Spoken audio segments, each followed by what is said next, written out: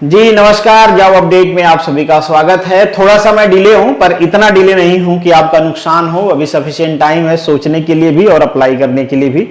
सोचने की जरूरत नहीं है, अप्लाई कर दीजिए। बहुत अच्छी पोस्ट है, जिन दो पोस्ट की हम यहाँ पे डिस्कशन करने वाले हैं।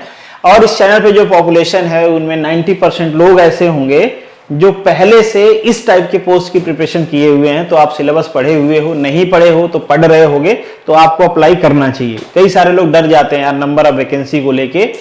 तो अगर भाई लड़ने की तैयारी कर रहे हो तो एक बार युद्ध के मैदान में उतर के देख लो, लड़ पा रहे हो कि नहीं लड़ पा रहे हो। पहले ही भाग जाओगे, हथियार डाल दोगे तो कैसे चलेगा। तो पहली पोस्ट जिसका हम डिस्कशन करेंगे, थोड़ा डिटेल में करेंगे, ये है दिल्ली गवर्नमेंट में मोटर व्हीकल इंस्पेक्टर की पोस्ट है। और दूसरी पोस्ट है आपकी असिस्टेंट डायरेक्टर सेफ्टी, जिसका एग्जाम यूपीएससी कराती है मिनिस्ट्री ऑफ लेबर में। सेंट्रल गवर्नमेंट की पोस्ट है, बहुत ही वीआईपी पोस्ट है, ग्रुप ए गजेटेड पोस्ट है। और पोस्टिंग भी दिल्ली और मुंबई में जनरली मिलती है, काम भी भौकाली है, तो अप्लाई जरूर करना। थोड़ा डिटेल हम इसका डिस्कस करेंगे, अगर आपका इंटरेस्ट होगा तो बाद में इसके सिलेबस और बाकी चीजों का डिस्कशन करेंगे डिटेल में। पर आज मैं बेसिक बता दूं, बस इतना इंफॉर्मेशन देना था आप लोगों को कि आप चैनल पे हो तो आपका एग्जाम मिस ना हो, आप अप्लाई जरूर कर दो। यहाँ पे ये गलती से दिल्ली है तो इसको हटा दीजिए। ये यूपीएससी कंडक्ट कराती है। ये एडवर्टीजमेंट नंबर भी दिल्ली वाला यहाँ पे आ गया है, पर ये ओपनिंग और क्लोजिंग डेट सेम है, देख लेना। मैं यहाँ पे दिखा भी देता हूँ कि आपको अप्लाई कैसे करना है। ये आपकी यूपीएससी ऑनलाइन का आपको पोर्टल मिल जाएगा। यहाँ पे नीचे असिस्टेंट डायरेक्टर सेफ्टी है, इस पे क्लिक करोगे तो आपको बाकी डिटेल मिल जाएगी। एडवर्टीजमेंट मैं टेलीग्राम चैनल पे शेयर कर दूंगा। ये इनका डिटेल एडवर्टीजमेंट है। 12 नंबर पे वो वैकेंसी है। इसके अलावा भी काफी सारी वैकेंसी हैं इसमें, बट जिस वैकेंसी की बात हम करने वाले हैं वो 12 नंबर पे है। ये मैं शेयर कर दूंगा, आप डिटेल इसकी देख लेना। मैं यहाँ पे जो बेसिक चीजें आपको जानना चाहिए मैंने मेंशन कर रखा है। टोटल नंबर ऑफ वैकेंसी 7 है, एक ईडब्ल्यूएस की है, और जो 6 वैकेंसी है वो ओपन है, कोई भी अप्लाई कर सकता है, किसी भी कैटेगरी का बंदा अप्लाई कर सकता है। और चूंकि जनरल की पोस्ट है तो आपकी एज 35 होना चाहिए। आप कहोगे कि एज रिलैक्सेशन नहीं मिलेगा क्या, तो भाई आपकी कैटेगरी की पोस्ट ही नहीं है तो एज रिलैक्सेशन का मतलब ही नहीं है। आप किसी भी कैटेगरी से बिलोंग करते हो, आपकी एज 35 से ज्यादा नहीं होना चाहिए। अगर उससे ज्यादा है तो आप क्वालिफाई नहीं हो इस पोस्ट के लिए। और ये वो वेबसाइट है जो मैंने आपको इससे पहले दिखाया। कुछ और बातें आपको जान लेनी चाहिए, ये भूल जाना ये पीडब्ल्यूडी के लिए दिया हुआ है, मतलब जो बच्चे पीएच कैटेगरी में आते हैं। पीडब्ल्यूडी नहीं, पीडब्ल्यूबीडी, ठीक है। ये 35 मैंने आपको बता दिया।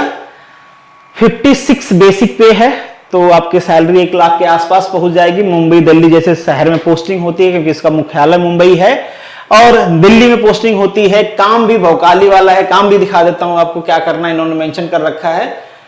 ये जो पोस्ट है ना हर साल आती है।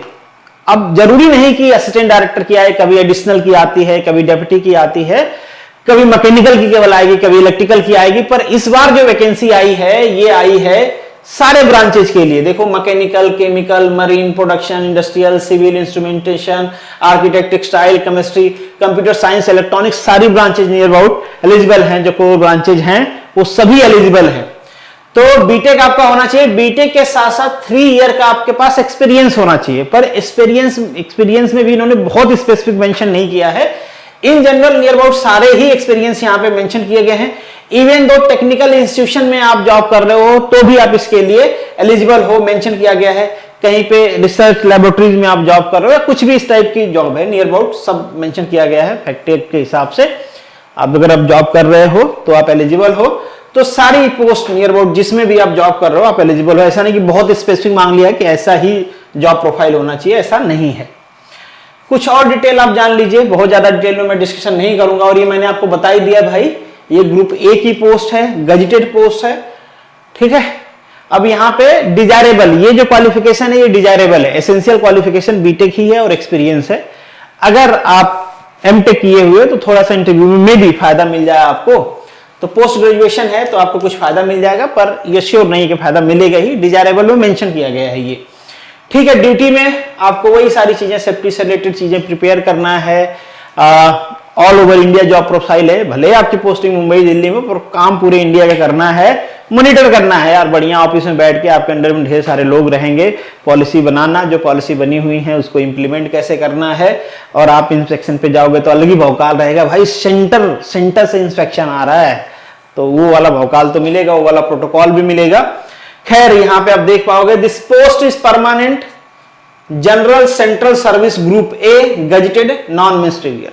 तो बहुत भौकाली पोस्ट है। अगर आप एलिजिबल हो तो आपको फिलअप जरूर करना चाहिए। हाँ, ये बात बिल्कुल सही है कि नंबर ऑफ वैकेंसी कम है। तो यार आप कहोगे कि प्रधानमंत्री की वैकेंसी आई है और एक ही आदमी है पूरा भारत में, तो भाई अब बड़ी पोस्ट है तो वैकेंसी इतना ही रहेगी, इससे ज्यादा नहीं आएगी। ये तो फिर भी ज्यादा है, एक एक वैकेंसी आती है, एक आती है, कभी 2 आती है। इस बार तो बल्कि ठीक ठाक है और सारी ब्रांचें भी एलिजिबल हैं। तो अगर आपने बीटेक किया है और आपको 3 ईयर का इंडस्ट्रियल एक्सपीरियंस है, इंस्टीट्यूशनल एक्सपीरियंस है, काफी सारे बच्चे हैं यहाँ पे जो गुजरात में डिप्टी डायरेक्टर और सेफ्टी ऑफिसर की तैयारी कर रहे थे, कर भी रहे हैं, उन लोग सभी लोगों को मैं एडवाइस करूंगा आप जरूर दीजिए एग्जाम। पेपर वैसा ही होता है जैसा आपका होता है, बहुत ज्यादा सिलेबस में डिफरेंस नहीं है, आप अच्छा करोगे, मैं गारंटी के साथ कहता हूं। बस चीजें आपको रिवाइज करनी है, ठीक है। सिलेबस में आपका इंटरेस्ट होगा तो डिटेल में कभी डिस्कशन करेंगे। अब आ जाते हैं एमबीआई के लिए। एमबीआई के लिए डिप्लोमा चाहिए। Diploma is the essential qualification. कई सारे बच्चे पूछेंगे बीटेक एलिजिबल है कि नहीं। मेरे परसेप्शन से या मेरे हिसाब से बीटेक एलिजिबल नहीं होगा, क्योंकि मिनिमम क्वालिफिकेशन मेंशन रहता है तो एक चांस रहता है कि एलिजिबल हो जाए, पर यहाँ पे एसेंशियल मेंशन है, मतलब you have to diploma in automobile और मैकेनिकल इंजीनियरिंग, अदरवाइज एलिजिबल नहीं हो आप। ये देख पाओगे आप 17 लास्ट डेट है, पर लास्ट डेट का इंतजार नहीं करना है। टोटल वैकेंसी 20 है, दिल्ली में है। ग्रुप बी मतलब डिप्लोमा बेसिस पे आपको ग्रुप बी की वैकेंसी मिल रही है, ये भी अपने आप में अच्छी पोस्ट है। नहीं तो ग्रुप बी पे जो वैकेंसी मिलती हैं जनरली वो क्लास सी होती हैं या ग्रुप सी की वैकेंसीज होती हैं, ठीक है। ये वो वेबसाइट है जहां पे आप अप्लाई कर सकते हो। कुछ और डिटेल में आपको बताते चलता हूं। ये एडवर्टीजमेंट नंबर है, बाकी सैलरी भी इसमें अच्छी है। एजुकेशन क्वालिफिकेशन जैसे मेंशन किया गया है मैंने वैसे ही कर दिया है। अच्छी बात यह है कि यहाँ पे कोई एक्सपीरियंस नहीं मांगा है, कोई एचएमबी लाइसेंस भी नहीं मांगा है। आपके पास ड्राइविंग लाइसेंस होना चाहिए लाइट मोटर व्हीकल का, तो एलएमबी लाइसेंस मांगा गया है। ये आपका पे स्केल है, एज आपकी 30 है, एज रिलैक्सेशन मिलेगा आपको, पर हां वो दिल्ली के हिसाब से मिलेगा। वो स्पेशली शायद ओबीसी के लिए मेंशन किया गया है। आप अगर एज रिलैक्सेशन चाहिए तो एक बार रीड आउट कर लेना, पूरा जो आपका एडवर्टीजमेंट है थॉरोली रीड आउट कर लेना, तो आपको आइडिया लग जाएगा, ठीक है। एग्जाम पैटर्न इसका कैसा है ये देख लीजिए। 2 एग्जाम यहां पे कराया जाएगा, tier 1 tier 2। Tier 1 exam qualifying है, अगर आप जनरल से हो तो 40% लाना पड़ेगा। ईडब्ल्यूएस 35%, ईडब्ल्यूएस ओबीसी नहीं, ईडब्ल्यूएस और जनरल 40%, ओबीसी 35%, एससी एसटी 30%। ये क्वालिफाइंग, पर क्वालिफाई कर जाओगे तो जरूरी नहीं कि क्लास 2 के लिए मतलब टीयर 2 के लिए आपको बुलाया जाएगा। वो नंबर ऑफ वैकेंसी और कितने टाइम्स बुलाया जाना है वो क्राइटेरिया भी लगेगा। तो आप वो क्वालिफिकेशन नहीं देखिए, सारे बच्चे ही क्वालिफाई कर जाते हैं, इतना कम क्वालिफाइंग मार्क है। आप ये देखो कि आपको ज्यादा से ज्यादा लाना है। टीयर 1 में क्या भाई 2 आवर का एग्जाम होगा, 200 मार्क्स का। इसमें 100 मार्क्स का तो आपका रहेगा ये वाला portion, GK, FT, reasoning, English, ये हिंदी, ये सारा टेस्ट रहेगा आपका 20-20 नंबर का। 20 क्वेश्चन 20 मार्क्स का रहेगा, पर क्वेश्चन 1 मार्क, निगेटिव मार्किंग 1/4, और 100 मार्क्स आपके रिस्पेक्टिव सब्जेक्ट का रहेगा। अब ये यहाँ पे क्लैरिफाई उन्होंने नहीं किया है कि मैकेनिकल वाले केवल मैकेनिकल का सिलेबस देखेंगे, ऑटोमोबाइल केवल ऑटोमोबाइल रहेगा। ये डिटेल सिलेबस आएगा तभी आइडिया लगेगा, ठीक है। एग्जैक्टली मेंशन नहीं है आपके एडवर्टीजमेंट में। बाकी आपका ड्राइविंग टेस्ट भी होगा। ड्राइविंग टेस्ट तो बाद में होगा, पहले यहां से जो लोग क्वालिफाई करेंगे उनको टीयर 2 में रखा जाएगा। टीयर 2 मतलब ये भी 200 मार्क्स का 2 आवर का एग्जाम है, पर यहां पे वेटेज जो है आपके रिस्पेक्टिव सब्जेक्ट का 100 मार्क्स का यहां पे भी वेटेज है। यहां पे 150 क्वेश्चन रहेंगे 150 मार्क्स का, और 50 मार्क्स का आपका कॉम्प्रिहेंसिव रहेगा। ये तो एमसीक्यू है, जो आपका रिस्पेक्टिव सब्जेक्ट है वो एमसीक्यू रहेगा 150 मार्क्स का। 50 मार्क्स का आपका रहेगा कॉम्प्रिहेंसिव इंग्लिश लैंग्वेज टेस्ट, पर यहां पे वेटेज अलग अलग दे दिया है। इस 50 मार्क्स को 25% वेटेज है, और इस 150 मार्क्स को 75% का वेटेज है, ठीक है। इसको कितना है, इस 50 मार्क्स को 25% का वेटेज है। ऐसे कन्वर्जन करके आपकी मेरिट बनाई जाएगी। मेरिट टोटली बनाई जाएगी आपके इस 200 मार्क्स पे। जिनके ज्यादा मार्क्स होंगे वो सेलेक्ट होंगे। होप्स हो कि एग्जाम का पैटर्न या एग्जाम स्कीम आपको समझ में आ गया होगा। कोई डाउट है तो जरूर आप लिख सकते हो। कुछ बच्चे पूछ रहे थे कि इसके लिए कोई कोर्स है कि नहीं है, स्पेसिफिकली इसके लिए नहीं है। बट अगर आप ऑटोमोबाइल आईसी इंजन पढ़ना चाहते हो, मोटर व्हीकल एक्ट पढ़ना चाहते हो, तो उसके लिए बैचेज हैं, आप चाहो तो उसको ज्वाइन कर सकते हो। मनु एकेडमी ऐप डाउनलोड कर लेना है आपको। बाकी कोई डाउट है तो आप मुझसे पूछ सकते हो।